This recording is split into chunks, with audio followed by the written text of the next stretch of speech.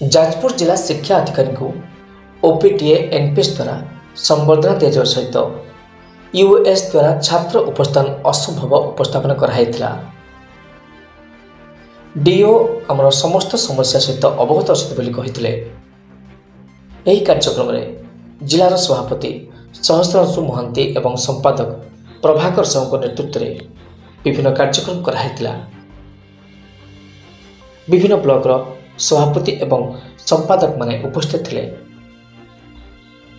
कोरेर रंगाधर कांडी, रमेश साहू दशरथपुर, गौतम बेहरा, जयदेव सेठी बिंझारपुर, रंजन धल धर्मशालू, ब्रजपंडा एवं प्रदीप्त किशोर राउत बरीरू, उत्कल जेना बिंझारपुर, अक्षय कुमार धल, सौमेन्द्र सामल, मनोज महालिक, रमेश नाथ सहित बहु शिक्षक उपस्थित थे।